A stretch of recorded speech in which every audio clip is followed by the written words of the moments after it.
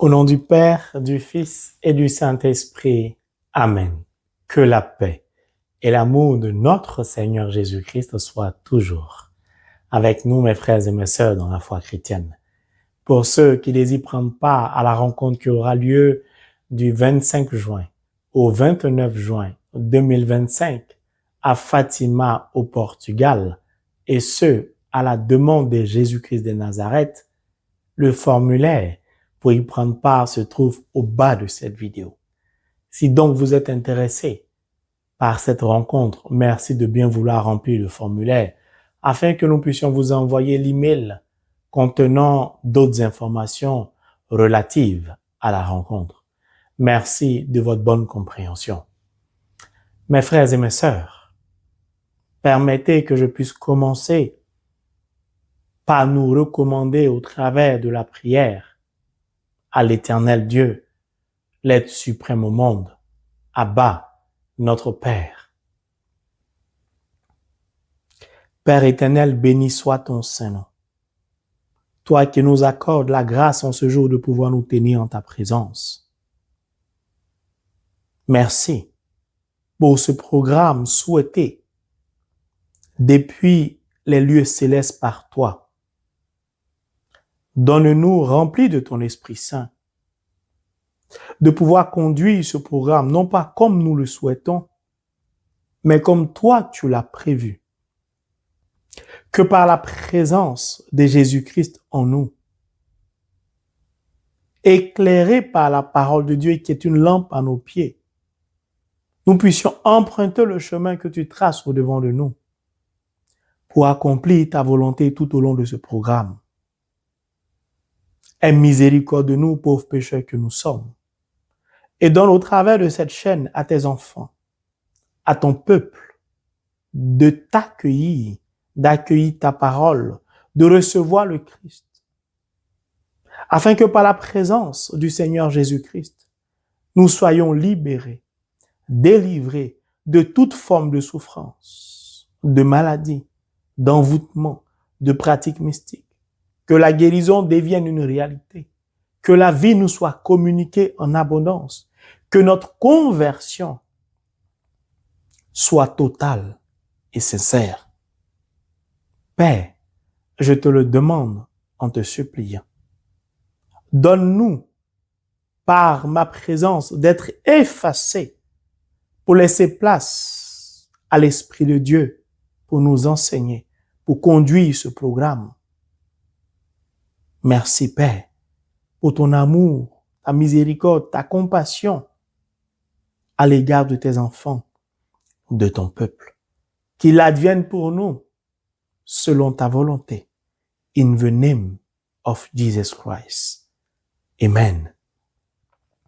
Mon frère, ma sœur, la marraine spirituelle de la mission que Dieu nous a confiée est Notre-Dame de Fatima. Permettez donc que nous puissions solliciter la Vierge Marie pour nous accompagner, intercéder pour nous tout au long de ce programme. Bienheureuse Mère de mon Seigneur Jésus-Christ, la très sainte Vierge Marie, Notre-Dame de Fatima, ma marraine spirituelle, la mère de l'Église.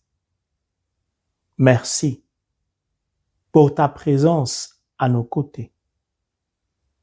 Merci, toi qui n'as cesse d'intercéder pour le salut de l'humanité. Merci pour ton amour maternel, au travers duquel tu nous consoles. Merci pour ton manteau, par lequel tu nous recouvres comme d'un bouclier protecteur contre l'ennemi. Merci, toi qui par ta présence écrases la tête du serpent au cœur de la mission que Dieu nous a confiée et dans nos vies respectives. Permets-moi ce matin, Mère, de te solliciter. Humblement, je me tourne vers toi afin de te demander, Mère, en recommandant ce programme entre tes mains, de nous porter en prière, de nous introduire dans le cœur sacré de Jésus, d'intercéder pour nous afin de nous obtenir la faveur de Dieu, pour que nous puissions mener à bien la mission que le Seigneur nous a confiée. Je recommande toutes ces personnes qui, au travers de cette chaîne, vont crier à Dieu entre tes mains leur vie, leurs difficultés, leurs intentions de prière, afin que tu les présentes au Seigneur notre Dieu. Maman, je t'en supplie, vole à notre secours. Marie, Mère de toute grâce, obtiens-nous la faveur, la grâce de l'Éternel Dieu, et que par ton intercession, nos cœurs soient comblés, des âmes se convertissent, que la parole de Dieu gagne l'humanité tout entière, que la paix devienne une réalité partout dans le monde entier.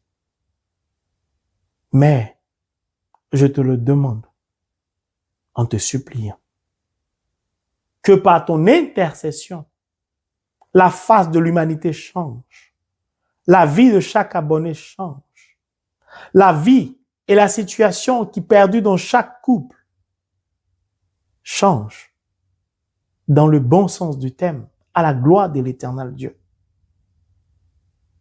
Mais combat l'ennemi du sommet jusqu'au bas de l'échelle.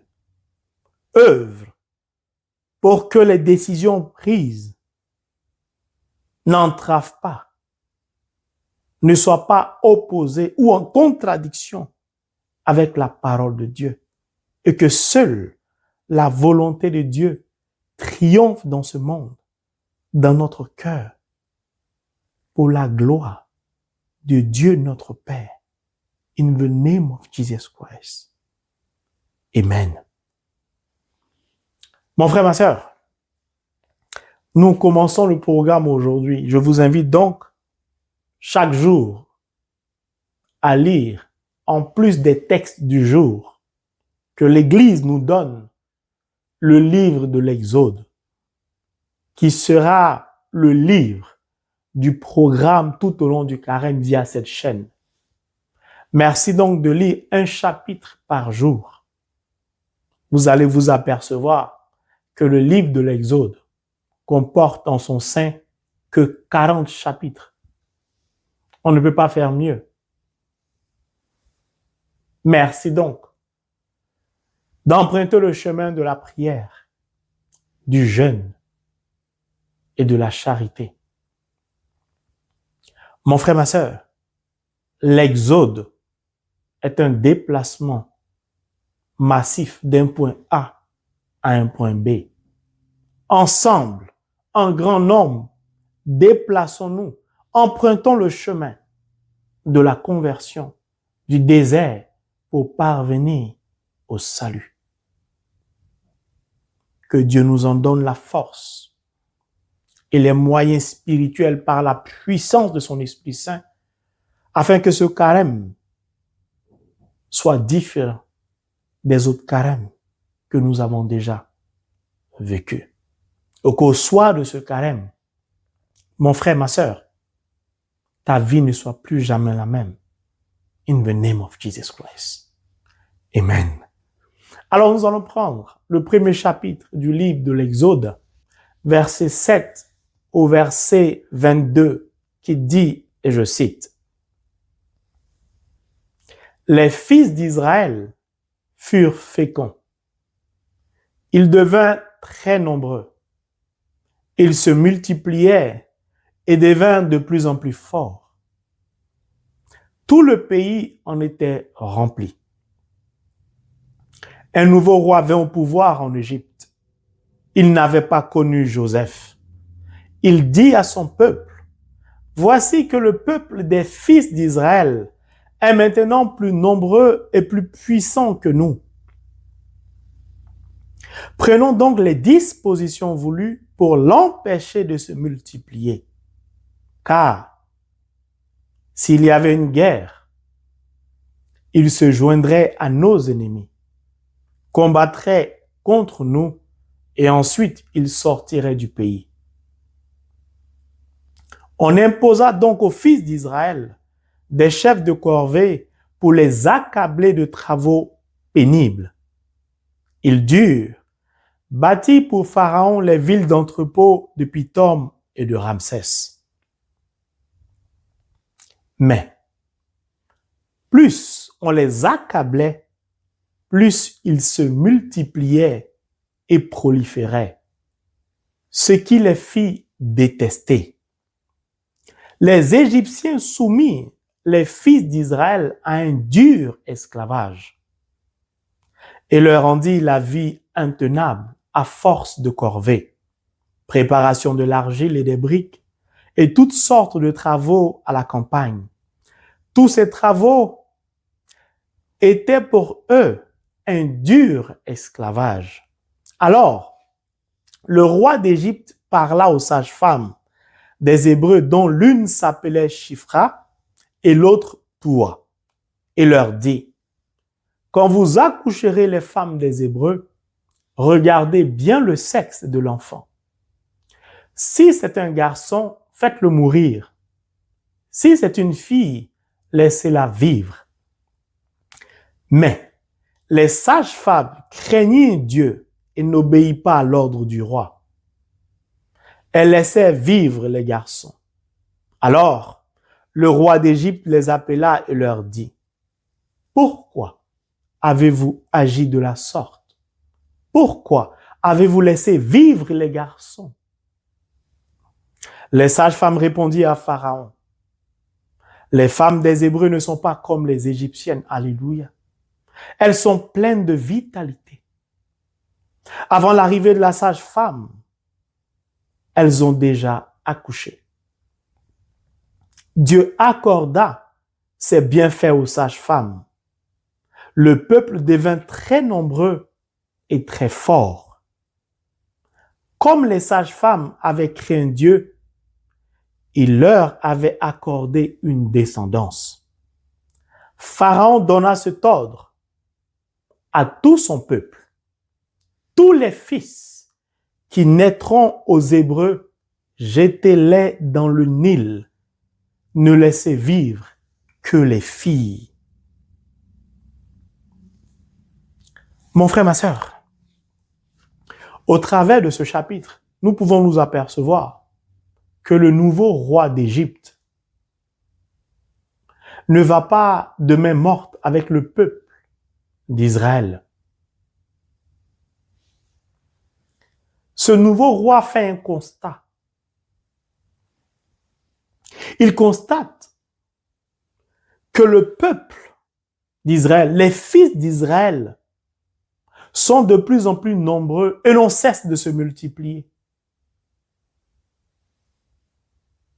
Il constate de ce fait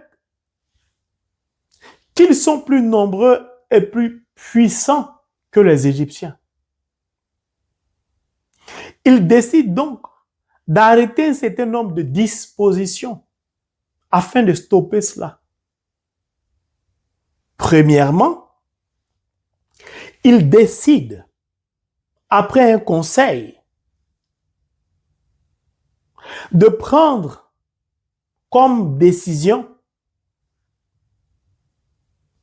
d'accabler le peuple d'Israël de lourds travaux.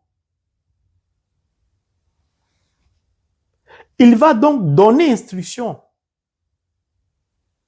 aux fils d'Israël pour construire des entrepôts, des villes d'entrepôts, Pithom et Ramsès. Des travaux difficiles, lourds.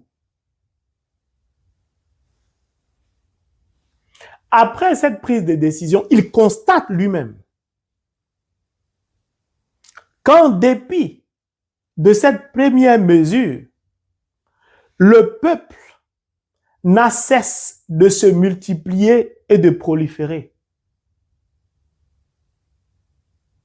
Là, ça agace beaucoup le roi.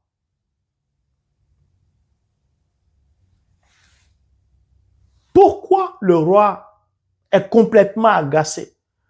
parce qu'il vit avec son peuple dans une hantise, dans une peur, au regard du nombre croissant des fils d'Israël. Il est inquiet. Pourquoi a-t-il peur? Parce qu'il se dit, en cas de guerre, ce peuple si nombreux, c'est-à-dire les fils d'Israël, risquent ou sont capables de se joindre aux ennemis des Égyptiens pour combattre les Égyptiens, puis après s'en aller d'Égypte, sortir d'Égypte. Ça ne l'arrange pas. Après le constat du premier échec, suite à sa première mesure, il décide de passer à une vitesse supérieure.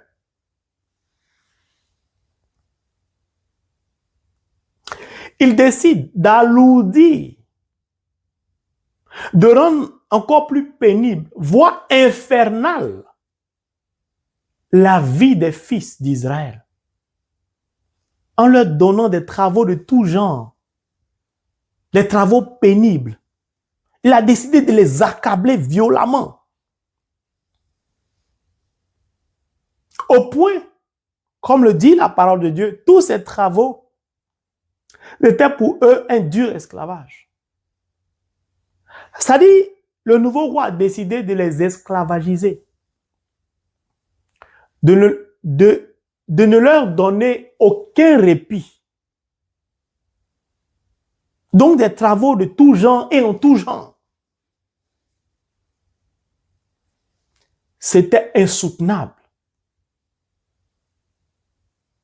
Mais il le leur a imposé ça quand même. Parce qu'il était habité par la peur, l'inquiétude, l'anxiété, la hantise, la peur, le poussait à prendre de telles décisions inhumaines, insoutenables, inimaginables. Il ne va pas s'arrêter là. Il va se rendre compte que ce peuple-là continue de croître. Il va passer à la vitesse supérieure après un diagnostic, d'aller à la source de son angoisse, de sa hantise, de sa peur. Quelle est la source? Si je les empêche ou je supprime les enfants garçons, il n'y aura plus de reproduction. Donc, il va à la source. Il va se rapprocher des sages-femmes pour leur demander de tuer lorsqu'elles vont mettre au monde des enfants, si ce sont des garçons, de les tuer, de laisser vivre les femmes. Les sages-femmes ne vont pas accepter. Elles ne vont pas l'écouter. Pourquoi? Parce qu'elles ont la crainte de Dieu. Elles vont laisser vivre les garçons. Le roi va la prendre. Il va revenir voir les sages-femmes. Et la réponse des sages-femmes en dit long. Les sages-femmes répondirent à Pharaon, les femmes des Hébreux ne sont pas comme les Égyptiennes. Quel courage de ces sages-femmes. Elles sont pleines de vitalité, c'est-à-dire de vie. Avant l'arrivée de la sage-femme, elles ont déjà accouché.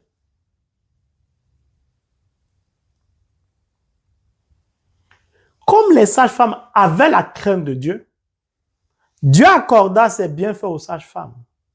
Et le peuple devint très nombreux, très fort.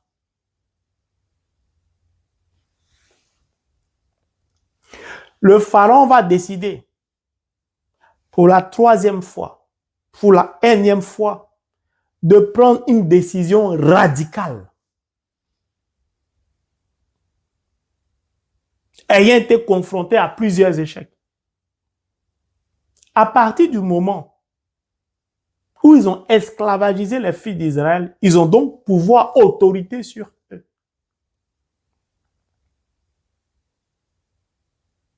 Droit de vie et de mort. Pourtant, ce n'est pas le pharaon qui donne la vie. Il va donc ordonner à son peuple. Si vous voyez des enfants garçons naître, prenez-les, jetez-les dans le Nil. Je parle bien des enfants des Hébreux. Jetez-les dans le Nil, dans l'eau, dans le fleuve, dans la lagune, ce que vous voulez. Jetez-les. Ne laissez vivre que les filles. C'est-à-dire empêcher qu'il y ait reproduction. Vous direz, Franche Marie, en quoi cela nous concerne en ce temps de carême? Eh bien, c'est là où on va en venir.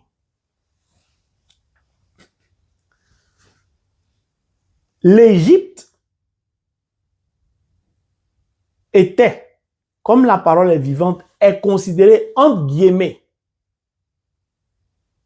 comme l'enfer des fils d'Israël. L'endroit, la prison, le lieu de leur esclavagisation, où ils étaient esclaves. Le lieu de la souffrance, de la torture. C'était un lieu infernal. C'était l'enfer sur terre pour eux.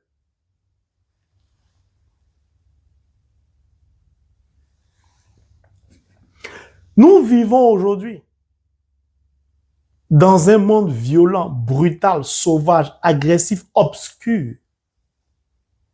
La parole de Dieu nous dit que le prince de ce monde, il s'appelle Satan. Lucifer, le diable, le scammer, l'usurpateur, le menteur, parce qu'il est père du mensonge. Ce nouveau roi de la terre, du monde dans lequel nous vivons, parce qu'il a été précipité, ayant échoué à sa première bataille céleste, a décidé de ne plus échouer sur la terre, d'être le maître de la terre, bon gré, mal gré. C'est-à-dire de définir le temps et les saisons. C'est-à-dire se dit, je suis libre de déclencher une guerre aujourd'hui à un temps T, de mettre fin à la guerre à un temps X. Il se croit tout permis. Ce nouveau prince-là fait un constat. Ce nouveau roi de ce monde brutal et violent, ce monde sauvage dans lequel nous évoluons, obscur, si cruel, si égoïste, ce monde narcissique, lugubre, le constat qu'il fait, c'est qu'il y a de plus en plus de personnes qui se convertissent. Le nombre de chrétiens dans ce monde lugubre est en train d'augmenter, de croître. Ça ne l'arrange pas. Il ne se sent pas en sécurité. Le diable a peur. Le diable est dans la hantise. Il est inquiet. Son anxiété le perturbe. Limite le pousse dans une presque dépression. Inimaginable. Il voit son titre de roi de la terre, du prince de ce monde, vouloir lui échapper. Ça vous étonne, non? Parce qu'il y a beaucoup de chrétiens dans ce monde. Mais on ne comprend pas pourquoi le monde est toujours obscur, lugubre, a toujours cette face. Vous allez comprendre pourquoi tout à l'heure. Il dit, au regard de la parole de Dieu, on va aller un peu doucement pour qu'on puisse comprendre. Voici que le peuple des fils d'Israël est maintenant plus nombreux et plus puissant que nous. C'est une révélation du diable pour nous les chrétiens. Il dit, le peuple des fils d'Israël. Donc c'est un peuple. Or les fils d'Israël, ce peuple-là était, est et sera toujours le peuple élu de Dieu. Le peuple est né de la foi. La parole ne meurt jamais. Il commence par dire le peuple, le peuple, le peuple. Puis il dit des fils. Donc c'est plusieurs fils, plusieurs personnes qui composent ce peuple. Donc il parle d'une harmonie, d'une symbiose, l'union. Les fils d'Israël, rassemblés en un peuple, a donc un seul cœur. Le peuple élu. Baptisé que je suis devenu enfant de Dieu. Donc le diable s'aperçoit clairement que le nombre d'enfants de Dieu est en train de croître. Le nombre de chrétiens est en train de croître. Le nombre de baptisés est en train de croître. Ces enfants de Dieu-là sont tellement nombreux qu'ils sont devenus puissants. Il dit, voici que le peuple des fils d'Israël est maintenant plus nombreux et plus puissant que nous.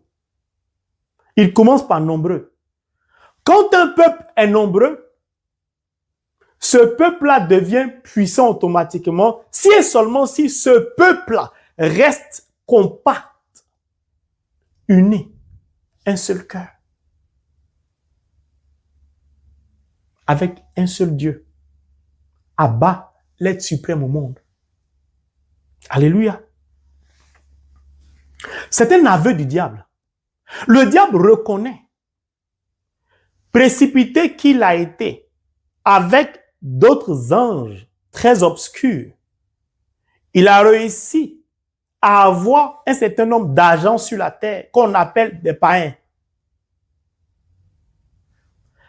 Ces païens-là ne sont pas nombreux. Ces éléments ne sont pas nombreux comparativement aux enfants de Dieu, c'est-à-dire aux chrétiens. Le diable est beaucoup inquiet. Inquiet donc, il dit, prenons donc les dispositions voulues pour l'empêcher de se multiplier. Car s'il y avait une guerre, il se joindrait à nos ennemis, combattrait contre nous et ensuite sortirait du pays. Donc l'objectif du diable, au regard de la parole de Dieu, au regard de la vie du peuple élu, les filles d'Israël, Dieu nous parle. Le diable nous révèle clairement. En plus du fait que nous soyons nombreux et puissants en tant que chrétiens, en tant qu'enfants de Dieu, compacts, au cœur d'une même famille chrétienne, si jamais il y a une guerre, mais qui déclenche la guerre? C'est bien le diable. Donc si lui, il décide de jouer, de répandre le feu, d'essayer de détruire la terre, pourtant il ne l'a pas créée, de détruire l'œuvre de la création, s'il décide de nous opposer, de nous brutaliser, il est sûr à 1000% qu'il perdra. Sa peur, sa hantise de perdre face aux chrétiens le pousse à prendre, après un conseil avec ses anges obscurs, des décisions terribles, lugubres. Contre les chrétiens que nous sommes. Prenons donc des dispositions voulues pour l'empêcher de se multiplier. Premièrement, il désire nous empêcher de nous multiplier. C'est-à-dire, il souhaite, il planifie, il organise, il œuvre, il va œuvrer pour empêcher qu'il y ait de nouveaux baptisés.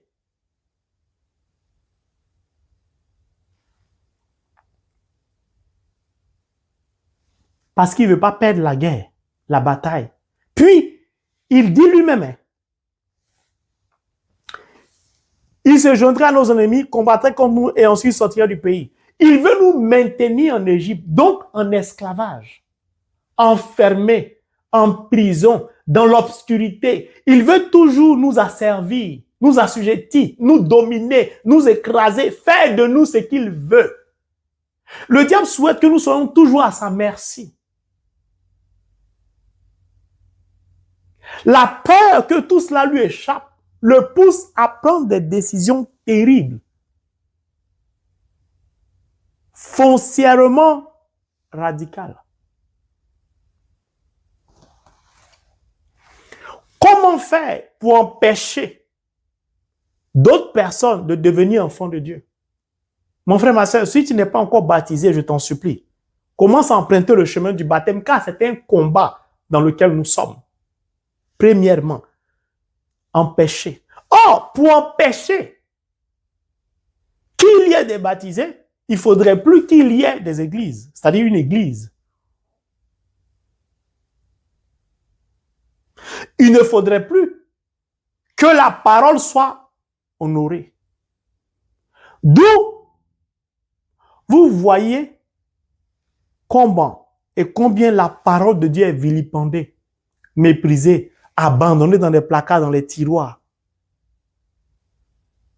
Il y a beaucoup de choses à dire. J'essaie d'aller un peu plus vite en prenant voilà, quelques exemples. Mais qui est la mère de l'Église? C'est ma marraine spirituelle, la très sainte Vierge Marie, Notre-Dame de Fatima. Donc, c'est de désacraliser l'Église. De vider l'Église de sa substance, qu'est la parole de Dieu, donc de l'Eucharistie. C'est pourquoi vous allez entendre des informations, des nouvelles intempestives en ce qui concerne la parole ou l'Eucharistie. On peut bénir, pas bénir, Jean, oh, mais célébrer, tout ça. Derrière, c'est le diable. Parce qu'il veut vider l'Église de sa substance. C'est pourquoi vous pouvez voir, surtout en Europe, en Amérique, des personnes, des filles, par exemple, habillées en mini-jupe, à la limite, la jupe à la taille du slip. Ça avance à leur communion décolleté, avec des seins très pointus dans un débardeur, au motif que c'est l'été, il fait chaud. Complètement à poil dénudé. J'ai dit, je dirai toujours l'authenticité de la parole de Dieu, n'en déplaise. Se pavanent, avancent, prennent la communion. Le diable veut désacraliser l'Église. Pour cela, il a besoin de détruire la parole de Dieu au travers de l'Eucharistie. Lorsqu'il vilipende, il méprise l'Eucharistie. Le cérémonial de la messe n'est plus respecté. Les téléphones portables sonnent pendant la messe, pendant l'Eucharistie. Etc., etc. Ça fait partie de ce que je suis en train de décrire. Pourquoi les dispositions voulues pour l'empêcher de se multiplier, ils vont empêcher qu'il y ait de nouvelles naissances. C'est pourquoi le diable va susciter ses agents qui parfois ont l'apparence d'être des serviteurs de Dieu ou des servants de Dieu, s'en prendre à la Vierge Marie. C'est la sirène des eaux. C'est la ceci, cela. C'est la comme si. Elle est comme ça. Pourquoi parler à un être humain? Pourquoi ceci, cela? Mais ce sont les mêmes instruments, semble-t-il, de Dieu qui, à tout moment, évoquent ou parlent de Saint Paul, qui est déjà mort, mais qui est toujours vivant. Vante les merveilles des écrits de Saint Paul, épître ici de Saint Paul. Mais oublie que Saint Paul n'est rien Il n'aurait jamais pu être Saint Paul sans le Verbe qui s'est fait chair. Qui a apporté le Verbe qui s'est fait chair? Qui a tressailli dans le sein d'Élisabeth? Vous avez déjà vu un bébé dans les entrailles de sa mère bondir de joie, sauter, danser? C'est pourquoi le diable s'acharne contre ma marraine spirituelle, la très sainte Vierge Marie. Et malheureusement, beaucoup de chrétiens tombent dedans en se ralliant à cette personne qui vilipende la Vierge Marie. Pour les uns, pour les autres, entrent dans des débats mais inutiles, des bavardages, des discussions inutiles. Marie, la Vierge Marie, ma marraine spirituelle, est suffisamment adulte pour se défendre. Il y a beaucoup à dire, mais j'avance. Donc vous avez compris le but du diable. Empêcher qu'il y ait de nouveaux convertis, de nouveaux baptisés. Puis, il veut toujours nous maintenir en esclavage. Qu'est-ce qu'ils ont fait? Qu'est-ce que le roi a fait? On imposa donc aux fils d'Israël des chefs de corvée pour les accabler des travaux pénibles. Il dut bâtir pour Pharaon les villes. Le but du diable est de s'acharner à rendre compliqué, difficile, voire insoutenable la vie des enfants de Dieu, des chrétiens que nous sommes. C'est le projet du diable. Si tu plaisantes avec ça, tu vas souffrir, hélas, en tant que chrétien. Mais le verset 12 dit quoi? 12. Mais plus on les accablait, plus ils se multipliaient et proliféraient, ce qui les fit détester. Au travers de la parole de Dieu, Dieu nous donne de comprendre. Plus le diable va s'acharner sur toi, plus il faut prier, jeûner, pratiquer la charité, l'offrande. Plus tu feras tout cela, plus Dieu va te faire grandir, réussir, prospérer, etc., etc. Donc, l'acharnement du diable, du nouveau roi, n'a pas empêché Dieu de bénir le peuple des fils d'Israël, de continuer le processus de leur prolifération. L'acharnement du diable sur ta vie, contre ta personne, ne va pas empêcher Dieu de continuer à te bénir, à poursuivre le cheminement qu'il fait avec toi. Parce que Dieu atteint toujours son objectif. C'est pourquoi il a instauré ce programme, afin de venir te prendre par la main, en dépit de ce que tu endures, tu vis pour dire, on y va, continuons. Le peuple subissait, mais il continuait à proliférer. Donc, même esclavagisés, la grâce les accompagnait. Parce qu'ils étaient compacts. Ils étaient unis. Un seul peuple, un seul cœur. C'est une révélation puissante. Aussi longtemps que nous, les chrétiens, nous allons nous rassembler au cœur d'une seule et unique famille, le diable ne pourra rien. Le diable s'aperçoit que ses premières décisions n'ont pas porté de fruits. Regardez. Le diable s'est arrangé à ce qu'il y ait une multiplicité de religions. Si je parle uniquement des chrétiens, je ne parle pas des religions, voilà. Parlons seulement des chrétiens. Il y a catholiques, évangéliques, protestants, christianistes célestes, saints des derniers jours, adventistes, ceci, cela. Cette multiplicité de religions, pour le diable, devait nous fragiliser.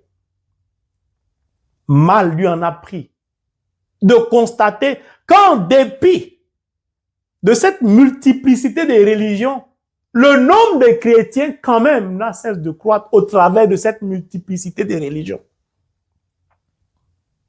Pourquoi? Religion protestante, méthodiste, protestante. Mais un protestant, c'est celui qui proteste. Celui qui proteste, c'est celui qui n'est pas d'accord, qui s'oppose. En créant cette protestation, il espérait nous fragiliser. Oubliant, parce qu'il n'est pas intelligent, celui-là, comme d'habitude, que toutes ces religions chrétiennes n'ont pour fondement que la parole de Dieu, qui est le seul regard, la seule direction de toutes sortes de religions qui a pour Dieu, le Dieu Trinité, le Dieu unique. La multiplicité donc des religions n'empêche pas la parole de prospérer au travers de ces religions. En dépit de certaines protestations entre ceux qui dirigent ces religions. Ils s'opposent, ils débattent, mais chacun prêche toujours la même parole. Ça paraît bizarre, non? Mais c'est la même parole. Le diable ne sait plus quoi faire. Donc, il décide de passer à la vitesse supérieure. Ayant constaté que Dieu continue à bénir, donc il y a encore et toujours des baptisés, de nouvelles naissances spirituelles. Pourquoi? Parce que Dieu continue d'agir, de bénir, d'opérer des miracles, de guérir. Le diable dit, OK, on va passer à une autre vitesse. On va les esclavagiser. C'est-à-dire, on va les faire des travaux de tout genre. Ils n'auront aucun répit. Non! Tous ces travaux étaient pour eux un dur esclavage. Préparation de l'argile et des briques. Toutes sortes de travaux à la campagne. Tout ça. C'est pourquoi vous allez entendre certains chrétiens dire, je ne comprends pas, je suis fatigué. La maladie, c'est pas la maladie, c'est le travail que je perds. Si je ne peux pas le travail, je n'arrive pas à enfanter. Si je n'arrive pas à enfanter, je n'arrive pas à enfanter mon âme seule. C'est-à-dire, des chrétiens qui ploient sous le poids des difficultés en un point fini. Des chrétiens qui souffrent. Dont la souffrance inquiète. Tellement les difficultés sont lourdes et incompréhensibles. Le diable ne va jamais nous laisser tranquilles. Il va s'acharner à pourrir notre vie de quelque manière que ce soit. Donc imaginez le chrétien qui ne lit pas la parole, qui ne prie pas, qui ne va pas à la messe, au tabernacle, au Saint-Sacrement. Et imaginez son sort déjà. Si nous qui allons là, voici le projet du diable pour nous. Imaginez les autres. C'est ce qui donne l'impression qu'il y a plus de baptisés, mais le monde n'avance pas parce qu'une grande partie de ceux qui sont devenus enfants de Dieu sont retournés à leur vomissure. Ou ne marchent pas conformément à la parole de Dieu. C'est la réalité. Nous sommes nombreux à être des chrétiens, mais peu sont ceux qui, sincèrement et sérieusement, conforment leur vie à la parole de Dieu. Laissent la parole de Dieu coordonner leur vie. Nous sommes très peu. Qui est fou? Qui va s'enlever dedans? Les Égyptiens soumis les filles d'Israël à un dur esclavage. Travaux de tout genre, ainsi de suite. Le diable va s'acharner sur toi. Il va essayer de pourrir ta vie. Parce qu'il veut t'avoir à l'usure. Il sait que si tu tiens dans le temps, il va perdre. Mais il sait que l'un des plus grands défauts des chrétiens, c'est la persévérance et l'endurance. Saint Paul parle de ça souvent. On finit par lâcher prise. Parce qu'au départ, on n'a pas cherché une vraie relation avec le Christ. On a cherché à se servir du Christ, à recevoir les grâces sans entrer dans une relation spirituelle, intime, profonde, puissante avec Jésus, avec la parole. Le Christ, en tant que sauveur de l'humanité, ne nous intéresse pas. C'est le Christ en tant que celui qui opère les miracles, qui bénit, qui nous intéresse. Nous faussons donc notre relation. Et pourtant, lui, il est sincère. Parce que chez lui, c'est-à-dire sur le Christ, mon maître à penser, les deux vont de pair. La relation et la bénédiction. Car l'amour se prouve. Bon nombre de chrétiens aiment le Christ sans prouver leur amour au Christ. Mais attends toujours. Dans des couples, il y a toujours une personne, souvent, qui veut que l'autre âme sœur, l'autre partenaire fasse tous les sacrifices. Et puis lui, il en jouit seulement. Ces gens de couple-là ne durent pas dans le temps, ne perdurent pas. Parce que l'amour, c'est une question de réciprocité.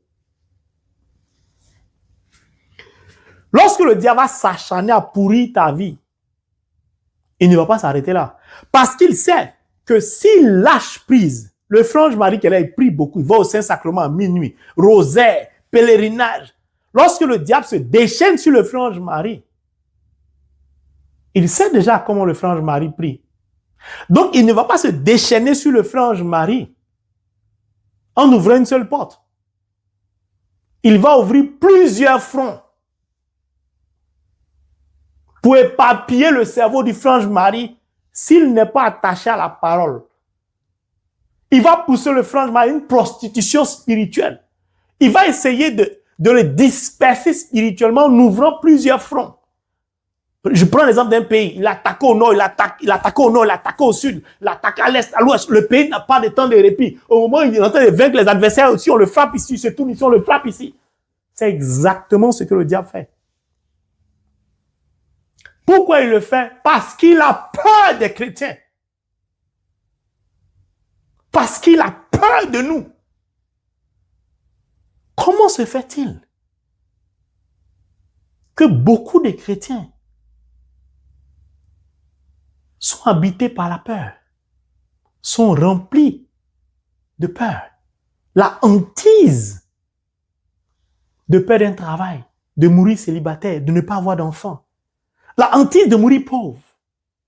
C'est-à-dire, le diable a réussi à nous communiquer sa peur, ses vertus. Nous, certains chrétiens vivent les vertus du diable, la peur du diable, la misérabilité du diable, l'obscurité du diable. Mais le diable, il a peur de nous parce que nous sommes nombreux. Il sait que nous sommes puissants. Il a peur parce qu'on ne veut plus être esclave.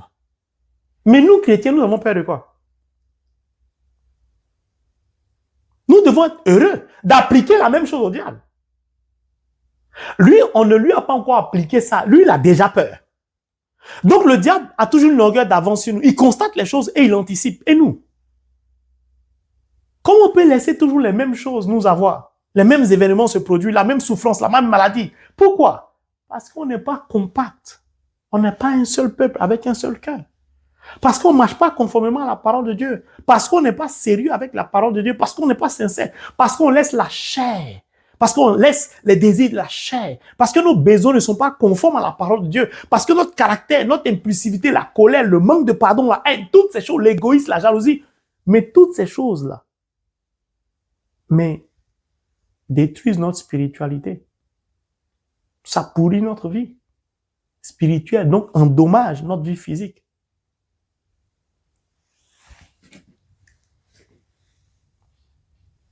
Pendant qu'il frappe les fils d'Israël par des travaux de tout genre, alors le roi d'Égypte parla aux sages-femmes des Hébreux, dont l'une s'appelait Shifra et l'autre Poua. Il leur dit, quand vous accoucherez les femmes des Hébreux, regardez bien le sexe de l'enfant. Si c'est un garçon, faites-le mourir. Si c'est une fille, laissez-la vivre. Qu'est-ce qu'il fait?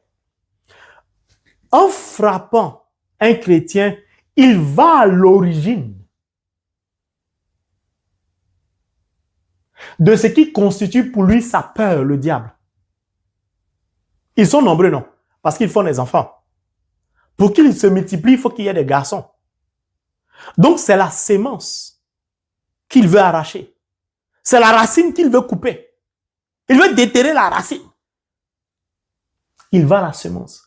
Pendant que le diable s'acharne sur toi, parce que peut-être tu veux te marier, pendant ce temps, il va mettre un mur, une montagne au-devant de toi, pour empêcher tous les hommes qui veulent te regarder, qui désirent t'épouser de te voir. Ça dit que tu passes, c'est comme si personne n'est passé. C'est comme si c'est l'obscurité, le nuage obscur est passé. Ça dit que toi seul, tu passes, on voit toutes les autres filles, sauf toi. Il va à la racine. Oui, il va à la racine. Il va à la racine. Tu veux du travail? Il va aller à la racine. Il va aller à la racine. C'est-à-dire, il va aller jeter un discrédit sur toi, sur tes dossiers. Si la compagnie reçoit ton CV, on va t'embaucher, non. Ton dossier est perdu. C'est-à-dire que tout le monde postule. Les CV arrivent, sauf pour toi. En l'ambassade, là, quand les gens partent à l'ambassade, on leur dit oui ou non. Toi-même, on ne voit plus tes dossiers. Tu as le reçu, c'est-à-dire le récépissé. Tu vas à l'ambassade pour dire j'ai envoyé mon dossier tant. On dit on t'a donné le récépissé, mais ton dossier, on ne voit pas. On ne voit plus, on ne voit pas, on ne sait pas où ça se trouve. Et puis tu es là, ouais, les sorciers, ils sont forts. Non, les sorciers du village. Non, le diable.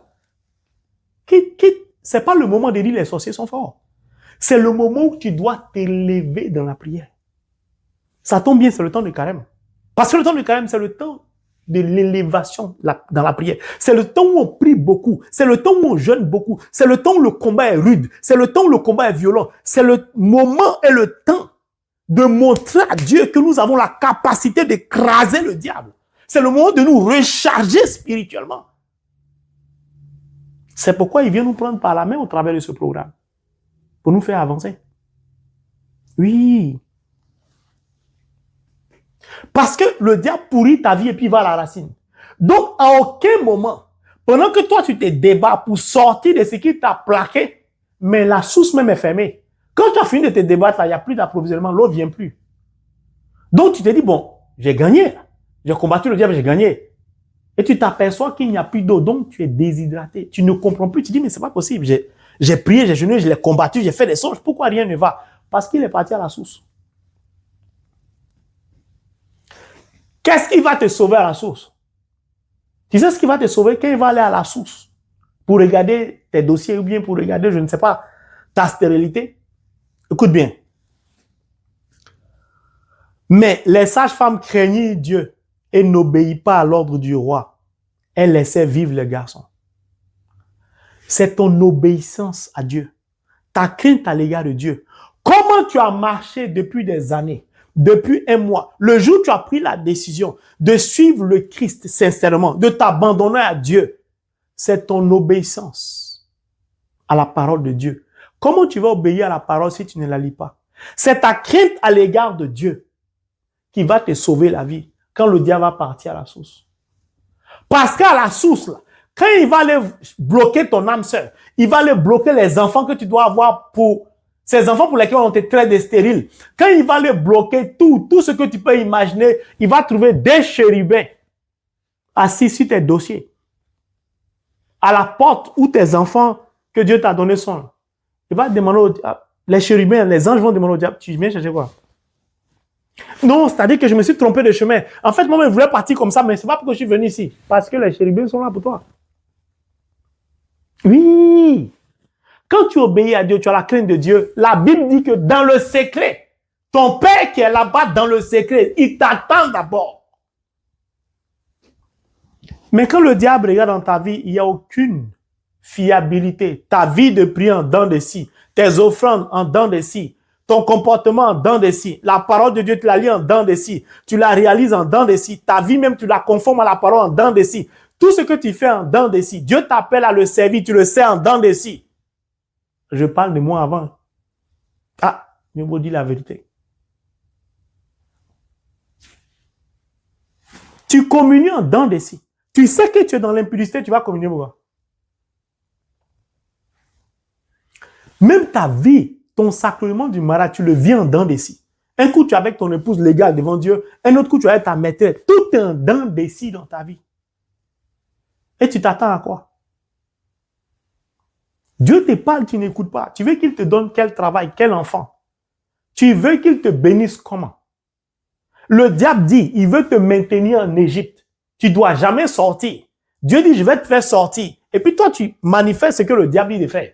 Tu ne coûtes pas pour Dieu. Mais qui va te libérer? Les sages-femmes ont dit non. Elles ont la crainte de Dieu. Elles ont refusé. Toi, là, quand tu es confronté à une situation difficile, est-ce que tu prends du recul pour savoir si la décision que tu vas prendre est conforme à la volonté de Dieu, à la parole de Dieu, ou tu prends une décision pour sauver ta vie, pour sauver ta peau? C'est là toute la différence opère. Quand le diable va à la racine, il sait qui est chrétien. Quand il retourne dans le passé de Saint Paul, il sait que c'était Saul. Il sait qu'il ne peut pas atteindre Paul. Il sait. Donc, même s'il veut se servir des anciens éléments de Saul, ça ne marche plus. Mais les sages-femmes craignaient Dieu et n'obéissent pas à l'ordre du roi. Elles laissaient vivre. Elles ont laissé vivre. Puis écoutez, quand le roi a su ça, il est venu. Quand le diable s'aperçoit que quel que soit ce qui te fait vivre, tu continues de marcher droit devant le Dieu. Ben Sirac le sage, Siracide chapitre 2, c'est l'un de mes chapitres préférés. Il dit marche droit devant moi, quel que soit ce qui va t'arriver, marche droit. Ne t'en écarte ni à gauche ni à droite. Reste là seulement et tu vas voir. Les sages-femmes sont restées droites au devant de Dieu. Quand tu as la crainte de Dieu, quand tu obéis à Dieu, quels que soient les déchaînements du diable, tu manifestes toujours la parole. Mais les conséquences, tu t'en fous. Quand le diable va apprendre ça, le roi d'Égypte les appelait. Pourquoi avez-vous agi de la sorte? Pourquoi avez-vous laissé vivre les garçons? Les sages-femmes répondirent à Pharaon, écoutez bien, les femmes des Hébreux ne sont pas comme les Égyptiennes. Ça veut dire les chrétiens ne sont pas comme les païens. C'est comme ça que tu dois parler au diable. Regarde, nous les chrétiens, nous ne sommes pas comme les païens. Avant l'arrivée de la sage-femme, elles ont déjà accouché. C'est-à-dire que nous les chrétiens, avant que le diable décide d'appliquer son plan ou son programme sur moi, je l'ai déjà fermé. En Côte d'Ivoire, on dit, là où tu regardes, là, j'ai déjà dormi là-bas, et me suis réveillé, je suis parti. C'est maintenant toi tu vois là-bas. Tu n'es pas encore allé, c'est maintenant que tu as vu le lieu. Moi, j'ai déjà dormi et je suis parti.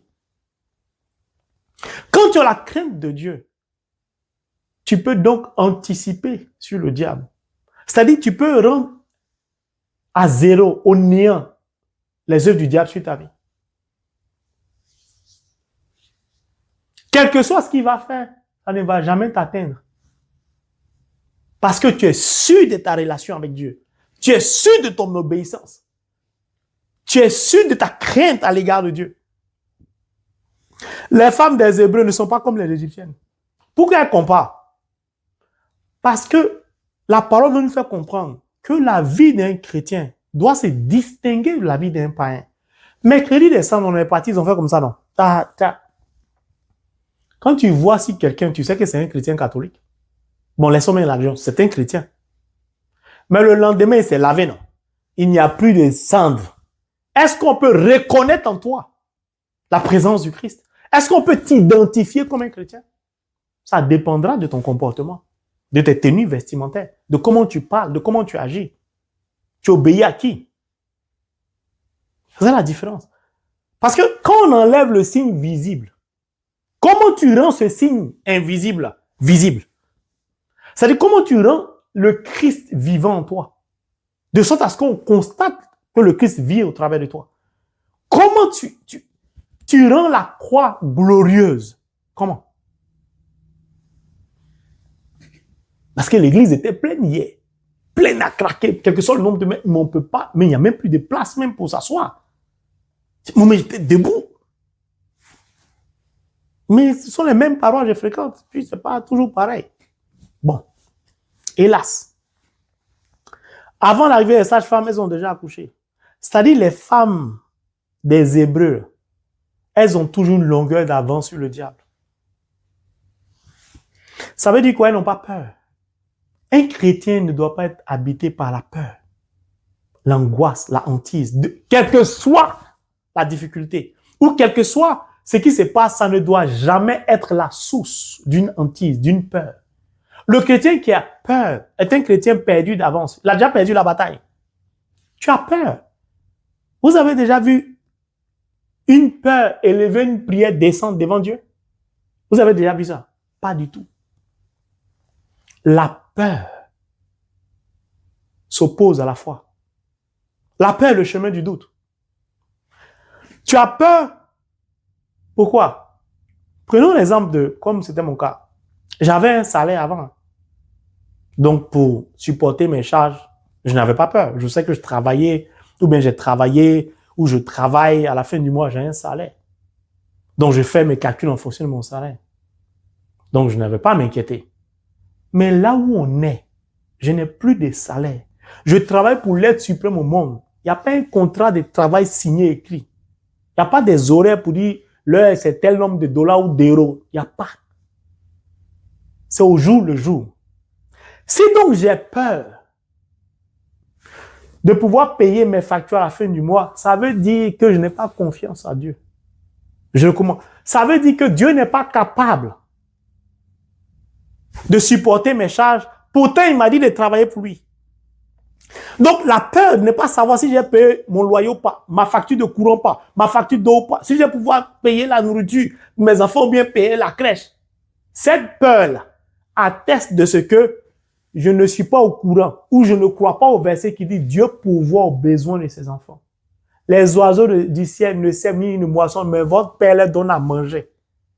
C'est-à-dire que je dis à Dieu qu'un oiseau est mieux que moi parce que l'oiseau, là, tu lui donnes tout. Mais moi qui suis ton enfant, je ne suis pas sûr que je pourrais payer mes factures. Vous avez vu la peur? Où ça s'en va? Ah, j'ai peur. Tu as peur de quoi? Même la mort, pour le païen dramatique, pour le chrétien, est salvatrice. Pourquoi? C'est le chemin pour parvenir au salut. Le psalmiste dit quoi? J'ai demandé une seule chose au Seigneur, c'est d'aller rejoindre l'aide suprême. C'est tout. Les sages-femmes n'ont pas eu peur du roi, que parce que c'est le roi. Je perds mon travail, si vous voulez licencier moi. Mais ce circuit de corruption, je n'en veux pas. Pourquoi vous allez me stresser à cause d'un travail pour lequel demain on va me dire je suis à la retraite? À cause de ça, on ne peut pas respirer. On va me faire croire que je ne suis plus utile. Je suis à la retraite, je ne sers plus à rien. Ça, c'est le monde, c'est le diable qui nous froisse comme ça. Dieu, il a appelé Moïse à quel âge? Abraham à quel âge? N'ayons pas peur du lendemain. Même si on dit, j'ai 70 ans, la Bible dit, Dieu peut me donner d'être mère à 70 ans, à 90 ans. Je n'ai pas peur. Les médecins disent, bon, écoute, on va t'opérer parce qu'il n'y a plus d'autres solutions. Dieu dit, on ne va pas t'opérer. Ils ne vont pas t'opérer. Mais si tu as peur de ce que les médecins ont dit ton cancer en phase terminale, dans 3 semaines, tu vas mourir. Tu commences à faire testament, tu appelles tous tes enfants, tu souscris à des assurances vie parce que tu es sûr que tu vas mourir. La peur fait que tu anticipes. Et pourtant, Dieu ne t'a pas encore dit son dernier mot. Pourtant, tu es chrétien ou chrétien. Tu dis, je crois en Dieu. En tout cas, Dieu ou rien. Mais face à une telle décision, Ézéchias a tourné sa face contre le mur. Il dit, lui, il veut vivre. Dieu dit 15 ans en plus.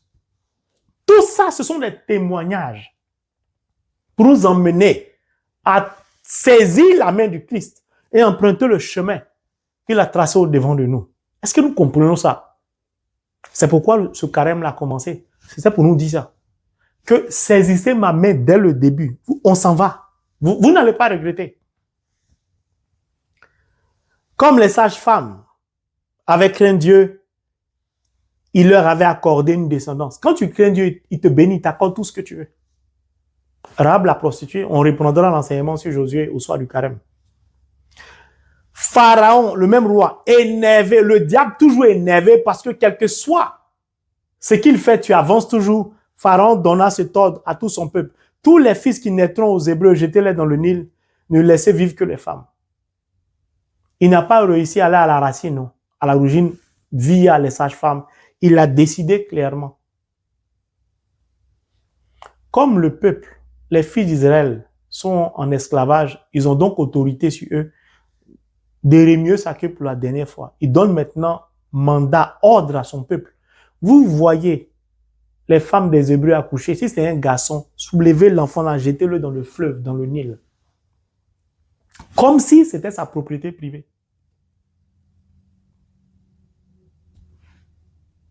Voici le plan du diable. Le diable va jamais cesser de nous fatiguer. Il ne va jamais cesser d'attaquer l'Église. Il ne va jamais cesser de nous nuire. Mais nous avons la certitude qu'il ne pourra jamais nous nuire. Si nous obéissons à Dieu, si nous avons la crainte, comme les sages-femmes, si nous sommes compacts, si nous sommes un, si nous crions à lui d'un seul et même cœur, si nous sommes unis dans la prière, plus nous sommes nombreux, plus nous sommes forts, plus nous sommes unis, plus nous sommes forts. Et qu'est-ce qui triomphe? C'est l'amour. Pourquoi? L'amour unit. L'amour nous rend compacts. Donc c'est l'amour qui devient puissant. C'est l'amour qui devient fort. Là où l'amour de Dieu est manifesté, le diable recule. Parce qu'il est la source de la haine, de la division. Son nom, c'est la division. C'est pourquoi, mon frère, ma soeur, en ce temps de carême, il y a 3 piliers. Le jeûne, la prière et la charité. La charité est le témoignage, l'offrande, les actes que nous posons sont le témoignage de notre amour à l'égard de Dieu, donc de notre prochain. Prendre les enfants des gens, les jeter dans le Nil, comme si lui donnait la vie. Ta camarade va venir te voir, ou ton ami va venir te voir. Hé, mon frère, hé, ma soeur, ça fait 10 ans, 15 ans ton marié, toi vous êtes marié. Vous partez à l'église. Quand on dit renouveau, vous êtes là-bas. Quand on dit croisade d'évangélisation, vous êtes là-bas. Vous donnez à Dieu. Vous faites tout. Et vous ne voyez pas que depuis vous n'avez pas d'enfant. La Bible dit, c'est pas vrai, mais on travestit la parole de Dieu. Aide-toi, le ciel t'aidera. Je connais une féticheuse là. Il y a une eau en Inde. Il y a une eau ici. Il y a un lac ici. Il y a un dieu là-bas. Là. Il y a des cérémonies on fait dans tel pays en Chine, en tel pays ici, ça. En tout cas, le dieu de la lune, le dieu du soleil. Quand tu vas là-bas, tu te déshabilles, plonges dans l'eau. Tu as tombé enceinte. Si tu vas sur le marabout, le canari là, ce sont des feuilles. Les feuilles là, c'est Dieu qui a créé cette nature. Il faut prendre les feuilles, il faut écraser, purige-toi. Lave ton ventre, tu vas enfanter. Et le découragement fait que tu es tenté d'écouter la voix du diable et d'emprunter ce chemin. Qu'est-ce que le diable fait des enfants qui ne lui appartiennent pas, qui ne viennent pas de lui? C'est-à-dire des enfants que Dieu a donnés. Qu'est-ce qu'il fait? Il dit de les prendre, de les jeter dans le Nil, dans le fleuve, dans l'eau, dans l'océan, la mer. Et tu penses que l'enfant que le diable va te donner, il va te laisser tranquille? Cet enfant-là sera pour lui à vie. C'est pourquoi vous voyez des enfants. Ils font tout, ils n'avancent pas. Leur vie est toujours compliquée. Quand vous fouillez dans la prière, vous partez à l'origine, vous vous rendez compte que les parents sont allés voir un féticheur pour avoir cet enfant, sont allés voir un marabout pour avoir cet enfant. Les parents ont fait des pratiques mystiques, ceci, cela, pour avoir l'enfant. Les enfants des autres, lui, il prend et jette dans le Nil. Ce qu'il t'a donné, il va faire quoi avec ça? Et ces enfants-là deviennent la source de malheur de leurs parents. Ces enfants-là deviennent la source de plusieurs problèmes dans la famille. On les accuse à tort, alors qu'ils n'ont rien fait. C'est vous qui êtes allé chercher les mauvais esprits pour mettre dans la vie de l'enfant. L'enfant n'a rien demandé. Cet enfant-là, s'il ne s'est pas converti, même s'il se convertit, s'il fait une semaine en se séparant de Dieu, il est mort. Ce que le diable va lui montrer. C'est pourquoi, mon frère, ma soeur, si tu as écho de ce que tu as été, en guillemets, provoqué, tu n'es pas venu de Dieu, tu es venu d'autres personnes, tu dois comprendre que ta vie, c'est Dieu ou rien. Chaque heure, chaque minute, chaque seconde, après seconde à ce qui suit, tout ça, tu dois t'attacher à Dieu. Tu te trompes pour t'éloigner de Dieu. Une minute, le diable va te faire voir ce que tu n'as jamais vu. Parce que tu viens de lui.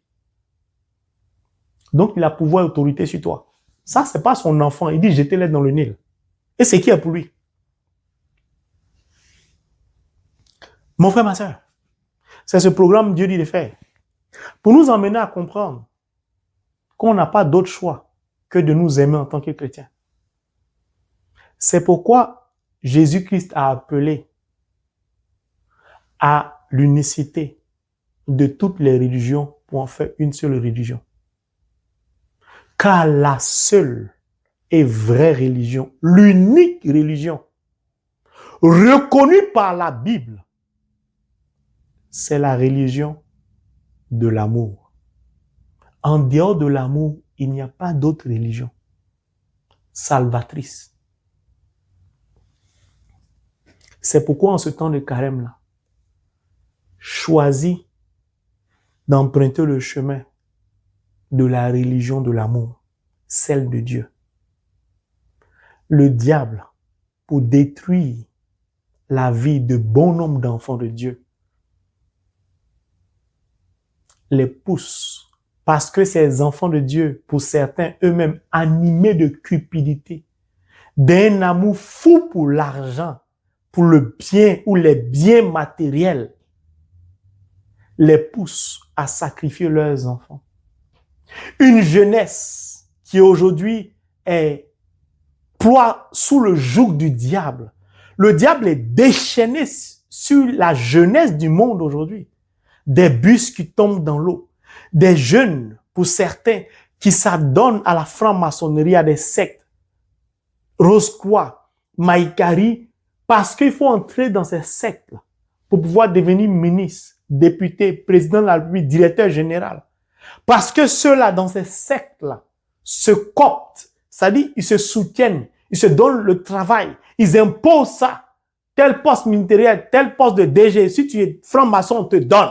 Convertis-toi ici, rentre dans notre secte, dans notre religion. La pauvreté extrême qui frappe le cœur et la vie de beaucoup de chrétiens parfois pousse certains d'entre eux à intégrer ces sectes. Et le résultat visible, ils sont ministres, députés, leur vie change du jour au lendemain. Plongeant ainsi d'autres chrétiens qui n'y sont pas entrés à regretter. Affaire de Dieu même. Quand tu vois lui, il était un outil à l'église, regarde comment sa vie a changé. On dit qu'affaire de Dieu là, Dieu est miséricordieux. Ça là, tu vas là-bas, après, tu vas te confesser, c'est fini. Mais lui qui est rentré là, il ne vous dit pas ce qu'il subit. Quels sont les sacrifices qu'on lui demande de faire? Quels sont les rituels qu'il doit faire? À des heures précises, à minuit, 1h du matin. Comment il a vendu son couple, sa propre femme, qui jouit de l'argent. D'autres vivent avec des serpents chez eux, avec des fétiches de canaries. D'autres ont des rituels à la mer.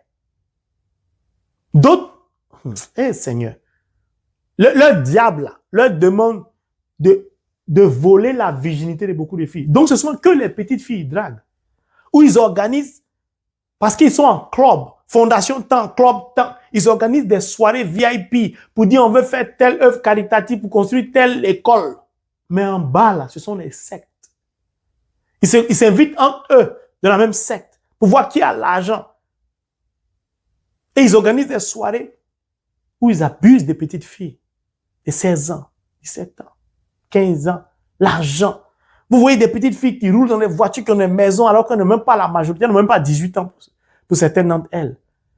Mais qui logent leur famille, leurs parents, qui les installent dans des villas hyper luxueuses. Et ces parents-là, mon cher, nous on vit bien ici, on peut se soigner.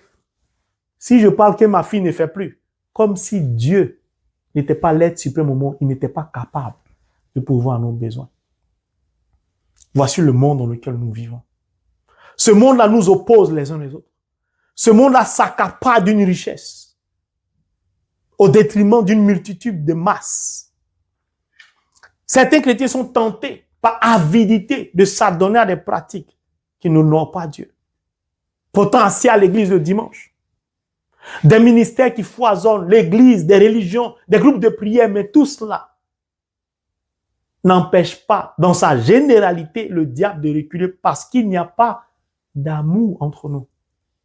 Je jalouse le ministère de l'autre. Je critique l'autre. J'envie l'autre. J'insulte l'autre. L'humilité ne nous habite pas. On a du mal à reconnaître notre tort, à demander pardon à l'autre parce qu'on l'a blessé. Ceux qui en sortent pourtant témoignent. J'étais franc-maçon, j'étais sorcier, voici ce que je fais. Beaucoup plus de chaînes parlent de comment devenir riche que de chaînes qui parlent de comment Dieu bénit. Et pourtant, Dieu suscite beaucoup de chaînes au travers desquelles des gens témoignent, des sorciers, des marabouts, des francs-maçons, des féticheurs, ainsi de suite.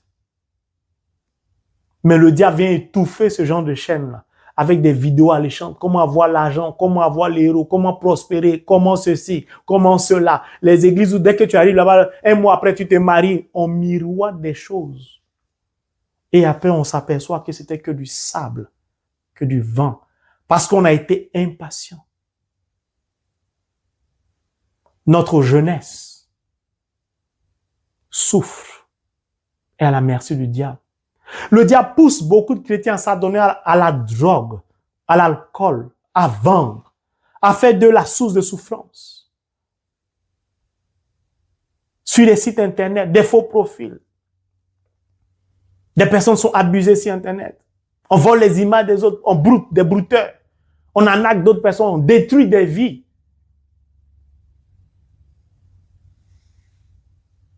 Parce que le diable veut nous empêcher de croître, veut empêcher le nombre de chrétiens de croître, d'évoluer. Parce que nous constituons pour lui une menace. Veut nous maintenir, en guillemets, en Égypte, esclaves, en prison. Mon frère, ma sœur, réveille-toi maintenant. Car l'heure de ta victoire a sonné. L'heure de la gloire de Dieu sur ta vie a sonné. Le temps de ta vraie résurrection a sonné. C'est pourquoi ce programme de carême a été mis en place par Dieu. Parce que tu dois commencer à emprunter le chemin pour parvenir à la résurrection. Le Seigneur veut te libérer aujourd'hui de toute forme de malédiction, d'envoûtement. Le Seigneur veut briser le joug du célibat sur ta vie. Ces chaînes financières qui t'empêchaient d'être debout, Jésus-Christ veut les briser aujourd'hui. Il veut te restaurer. La maladie que t'as plaqué le diable, l'épilepsie que t'as collé le diable comme l'enfant lunatique. Ces esprits démoniaques qui t'ont possédé parce que tu as sacrifié un tel pour avoir un tel poste, tu as sacrifié un tel pour avoir de la richesse. Ces esprits-là se sont retournés contre toi, tu ne sais plus où aller. Tu as baigné longtemps dans l'impudicité. Tu ne sais plus comment en sortir. Parce que tu es tenu en laisse par le diable au travers de cet homme marié ou cette femme mariée qui te menace de ne plus te sponsoriser, de ne plus payer ton loyer, ni scolariser tes enfants ou les membres de ta famille, tes neveux. Tu te demandes, qu'est-ce que je peux bien faire si ce n'est de continuer dans cette relation? Et pourtant, ton cœur n'y est plus. Tu es quand même en Égypte. Tu es quand même en esclavage. La maladie qui t'empêche de servir Dieu, la maladie qui t'empêche de prier, la maladie qui t'empêche d'aller à la messe, la maladie qui te cloue, la maladie qui t'empêche de regarder ton carnet de baptême comme étant la source de ta bénédiction, cette maladie qui n'a cesse de se dégénérer en toi, qui n'a cesse de te dégrader, qui n'a cesse de te clouer, cette maladie qui t'a rendu paralysé, cette maladie qui détruit chaque organe dans ton organisme, tu n'y crois plus. Pour toi, il n'y a plus d'espoir. Je dis l'heure de ta résurrection a sonné. Car le Christ veut te communiquer la vie, la vraie vie. Tous tes dossiers qui se perdaient, ta demande de régularisation qui tardait, ta demande de nationalité qui tardait, je dis l'heure a sonné pour toi. Le Seigneur vient te tendre sa main pour te relever de la poussière du tas d'ordures, pour te faire asseoir à la table des princes. Le Seigneur vient relever ta dignité. Longtemps stérile tu étais. Vilipendé tu étais. Trompé tu l'as été. Le Seigneur aujourd'hui veut te restaurer. C'est pourquoi, mon frère, ma sœur, je vais maintenant exposer au travers de cette image, le Saint-Sacrement, en t'invitant au recueillement spirituel. Je t'invite à prendre tes prédispositions, à te mettre à genoux, à entrer dans un cœur à cœur au travers du Saint-Sacrement avec Jésus, afin qu'il te visite, qu'il te libère, qu'il te touche, qu'il débloque toute situation bloquée dans ta vie au nom de Jésus, que là où ton dossier avait été bloqué pour le travail, que ce soit débloqué. Là où on doit te restaurer professionnellement. Longtemps, tu n'as pas avancé, tu n'as pas eu d'augmentation de salaire, tu n'as pas eu droit à la voiture à laquelle tu avais droit, tu n'as pas eu droit à la maison. Je dis aujourd'hui, le Seigneur passe pour te donner tout cela. parce qu'il t'aime, parce que son amour pour toi est infini. Dispose ton cœur. Entre dans ce cœur à cœur avec lui. Laisse-moi offrir à ma marraine spirituelle 3 Ave Maria pour qu'elle nous accompagne dans nos supplications, dans ce cœur à cœur avec le Christ. Qui mieux que Marie dans ses pas peut nous donner de suivre Jésus? Qui mieux que Marie pour nous introduire dans le cœur sacré de Jésus? Qui mieux que Marie vit à son cœur immaculé, qui est un refuge pour nous, peut nous donner de nous abriter dans le cœur saint, sacré de Jésus. Mon frère, ma sœur, pendant que je serai en train de prier 3 Ave Maria en l'honneur de la Vierge Marie, je t'invite à m'accompagner ou à ouvrir ton cœur pour parler sincèrement à ton Père qui est dans le secret, là te voit et dans le secret il va te toucher. Pendant que je serai en train de prier les 3 Ave Maria, le Saint-Esprit va commencer à toucher beaucoup de personnes qui vont se mettre à bondir, à parler en langue, qui vont sentir des frémissements. La puissance de Dieu est là, mon frère, ma sœur. La puissance de l'Esprit de Dieu est là. Elle est là, mon frère. Je te dis, elle est là, je la sens me traverser. L'onction de Dieu descend maintenant. Dispose-toi, oui, dispose-toi. Maman Marie, je te confie toutes ces personnes qui maintenant sont devant le Saint-Sacrement.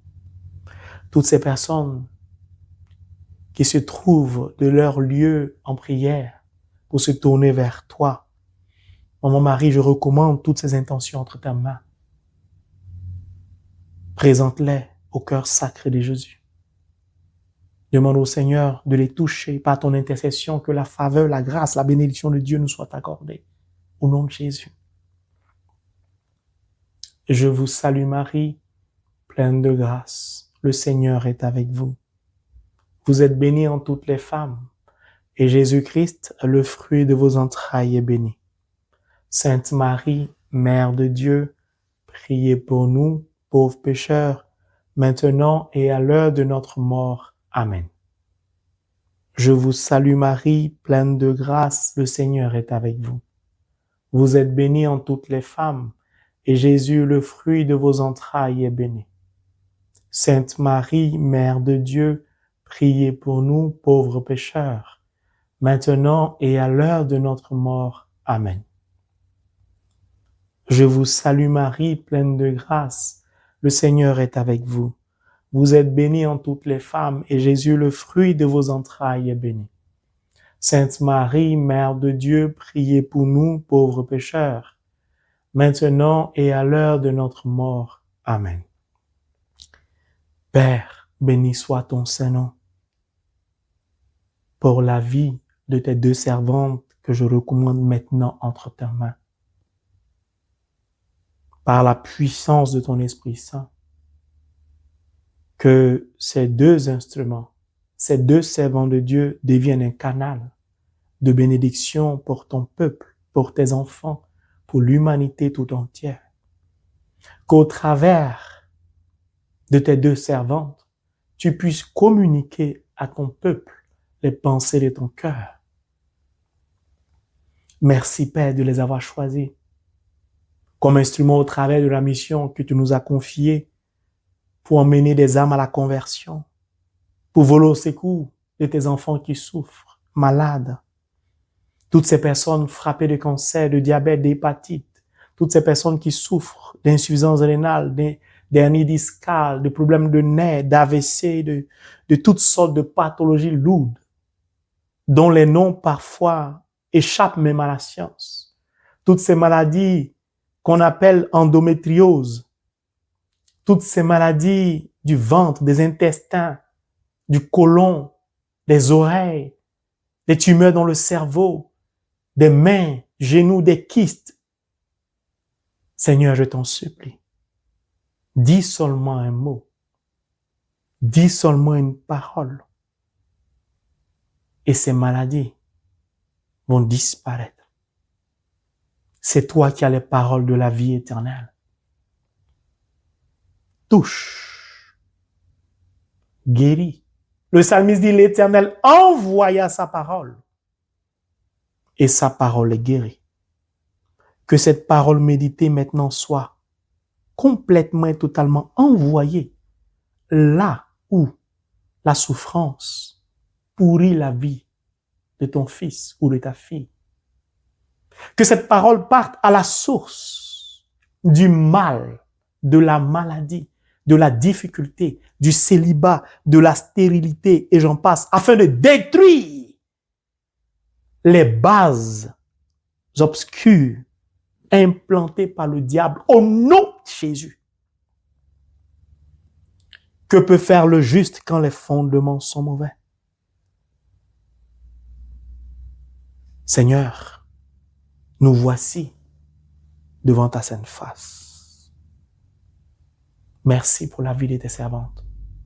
Merci pour la vie de ton serviteur que je suis. C'est ton moment maintenant. C'est ton moment éternel. Et nous nous effaçons pour te laisser passer, pour te laisser toucher, guérir, délivrer, visiter. Dans le silence, tu opères les plus grands prodiges.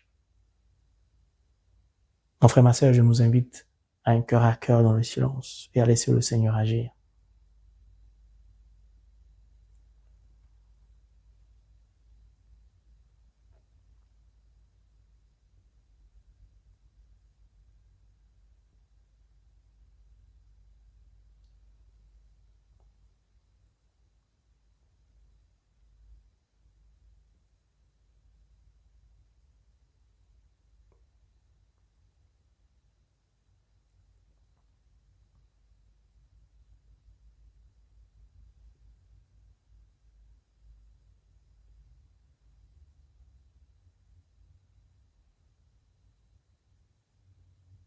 Priez beaucoup le chapelet de la miséricorde divine tout au long de ce temps de carême, mes enfants. Merci Jésus.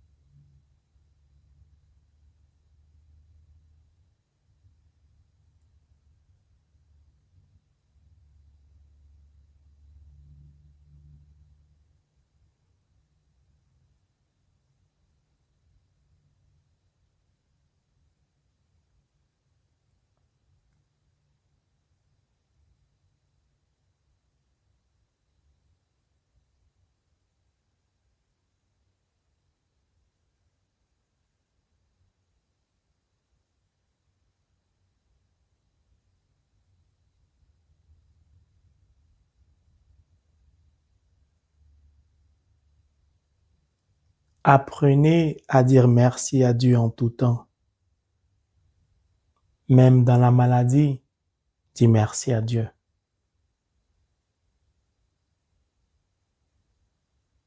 Merci Jésus.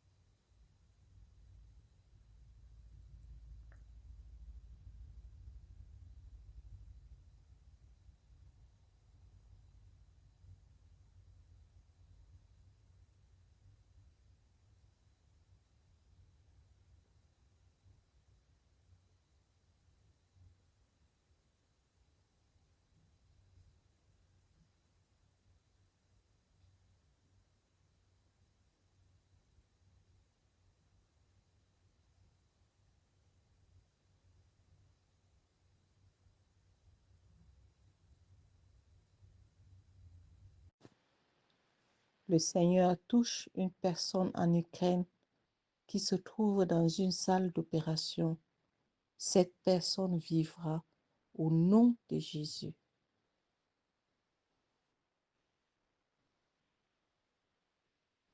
Le Seigneur visite aussi une personne dans le coma en Ukraine. Lève-toi et marche au nom de Jésus.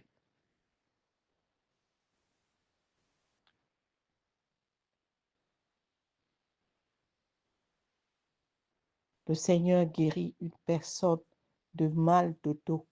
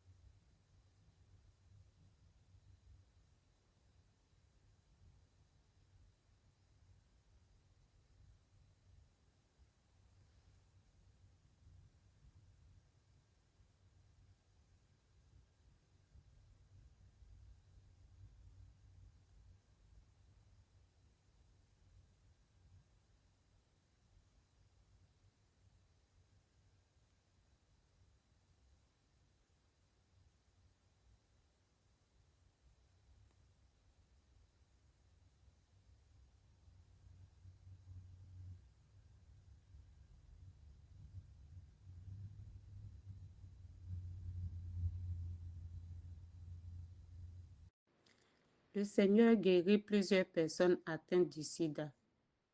Le Seigneur vous guérit et vous libère.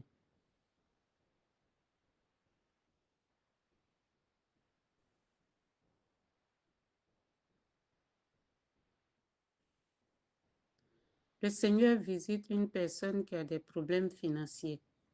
Le Seigneur lui dit, aie la foi, je peux tout.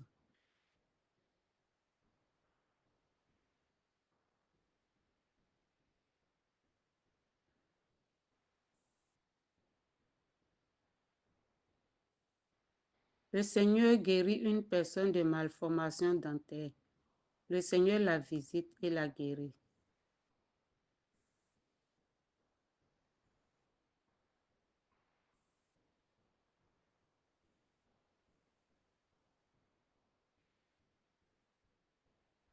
Il y a une personne qui a une boule dans son sein droit et tu es vraiment inquiète. Le Seigneur te guérit aujourd'hui.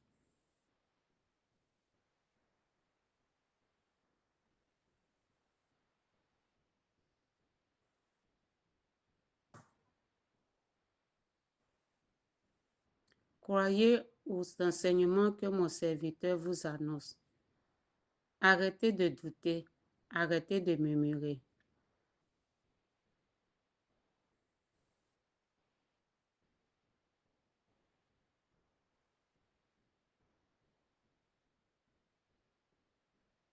Sois fort et courageux, frère Ange-Marie, mon serviteur.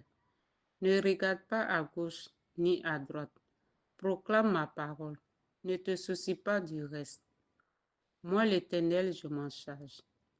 Je susciterai des personnes étrangères pour te venir en aide, toi et ta famille.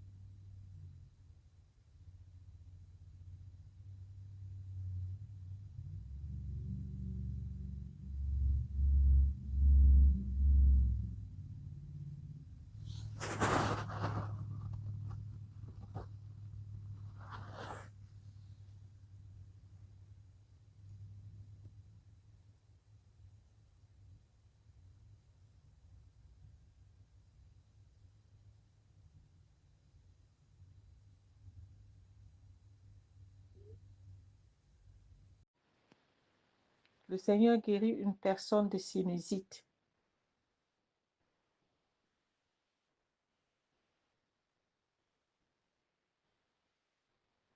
Beaucoup de personnes dans la famille du cœur sacré de Jésus ont peur du lendemain. Le Seigneur chasse ces peurs.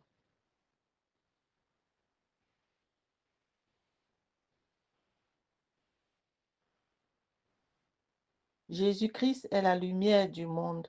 N'ayez pas peur. La peur vient du malin.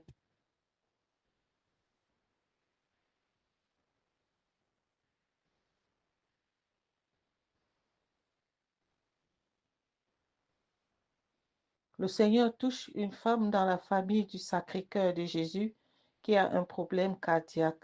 Le Seigneur la guérit.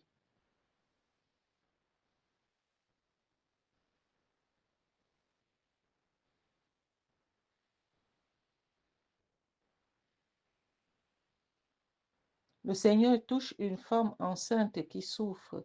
Le Seigneur la réconforte.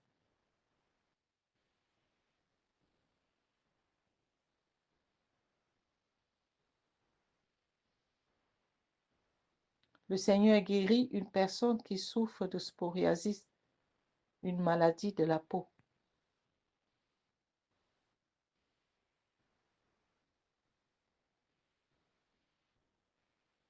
Famille Cœur Sacré de Jésus, arrêtez d'être incrédules. Croyez en ma parole. Aimez-vous les uns les autres. Réjouissez-vous, même si une prophétie ne vous concerne pas. Bénis le Seigneur pour ton frère ou ta sœur.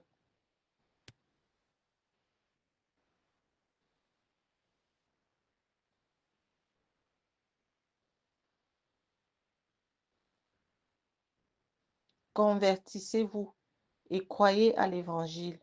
L'heure vient où les adorateurs adoreront en esprit et en vérité.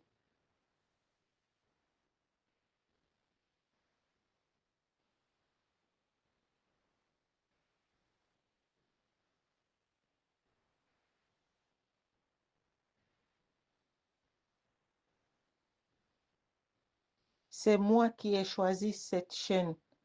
Au travers de cette chaîne, les prêtres seront convertis, les pasteurs et les païens du monde entier seront convertis.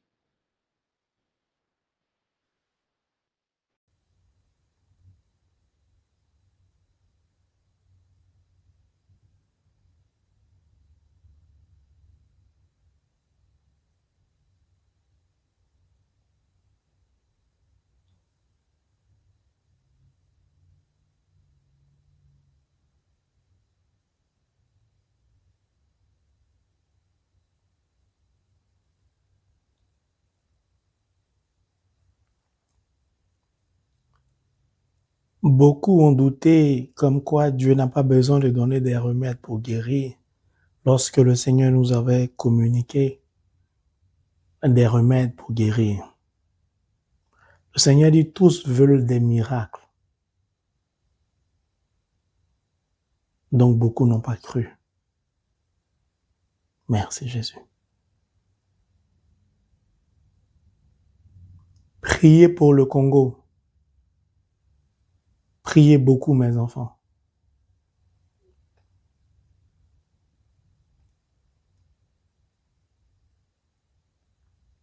Il y a une personne qui a des problèmes au niveau des yeux, qui n'arrive pas à acheter ses lunettes. Le Seigneur dit, si tu te reconnais, il faut rentrer en contact avec son serviteur, c'est-à-dire le frange Marie. Je répète, il y a une personne qui a des problèmes au niveau des yeux, qui n'arrive pas à acheter ses lunettes. Si c'est ton cas, je t'invite à rentrer en contact avec moi. Merci Seigneur.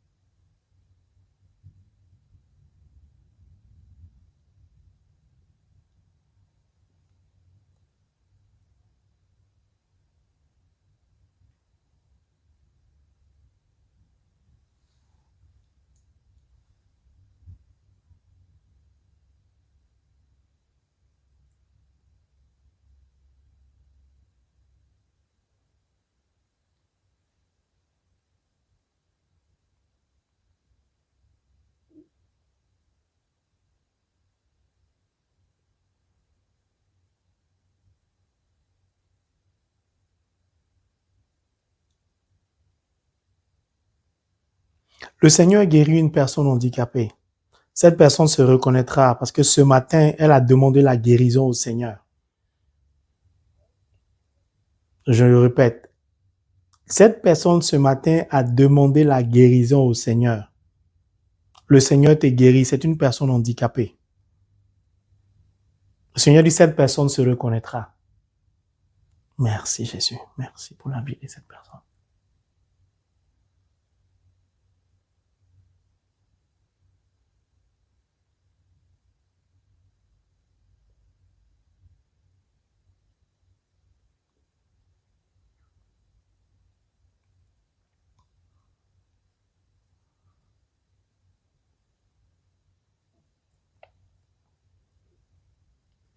Il y a une personne qui veut participer à la rencontre. À Fatima au mois de juin, cette personne se pose beaucoup de questions. Est-ce qu'il faut y aller ou pas? Est-ce que ça vaut la peine ou pas? Le Seigneur te dit, c'est moi qui t'ai choisi, qui ai arrêté ton nom sur la liste. Alors arrête de te poser des questions, inscris-toi, paye et vas-y. Merci Jésus.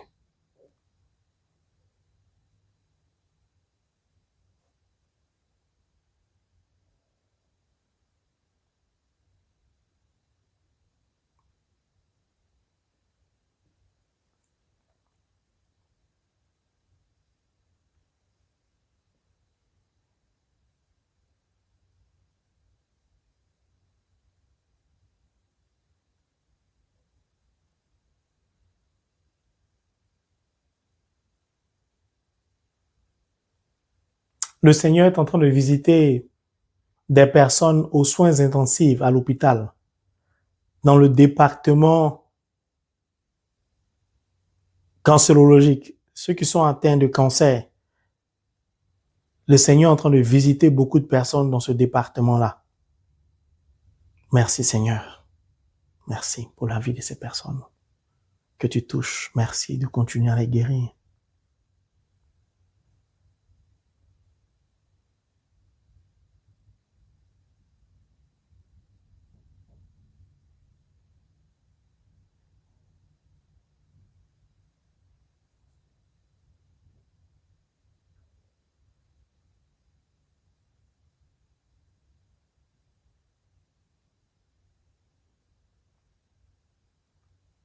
Merci Seigneur.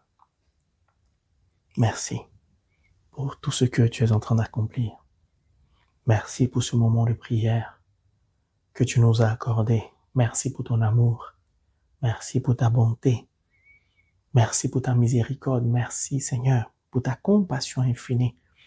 Merci, merci pour ce que tu continues d'agir dans le secret de notre cœur et de notre vie. Merci. Mes frères et mes sœurs, je voudrais dire merci à la Vierge Marie pour sa présence. Merci Maman Marie, merci aux anges, merci à l'Esprit Saint. Demeurons toujours dans le silence de la prière tout au long de ce mois de carême, parce que le Seigneur va continuer à nous toucher, à nous visiter. La nuit, partout, il va nous toucher. Ce programme, il a arrêté pour nous bénir, pour nous délivrer, pour nous accorder des faveurs, pour nous accorder ses grâces. Merci Père. Mes frères et mes sœurs, c'est avec une joie que nous avons démarré ce programme, que le Seigneur continue par la puissance de son Esprit Saint de nous utiliser. Merci aux deux servants de Dieu qui se sont rendus disponibles et disposés spirituellement pour m'accompagner tout au long de ce programme, ainsi que vous autres qui tapez dans l'ombre, dans le secret. Priez pour nous, pour le ministère et les membres aussi du ministère, les membres du board, et ainsi de suite, pour que ce programme soit une réussite. Que Dieu du haut des cieux étende sa main sur chacune d'entre nous, abonnés comme membres de la famille Cœur Sacré de Jésus, afin de nous bénir au nom de Jésus-Christ. Amen. Tantum ergo sacramentum veneremur cernui et antiquum documentum nova cerat ritui preset fides supplement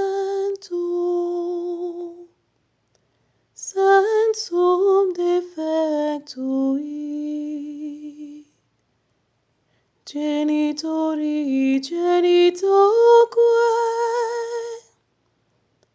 laus et jubilatio, salus honor virtus quoque, sit et benedictio, procedentia putroque, comparsi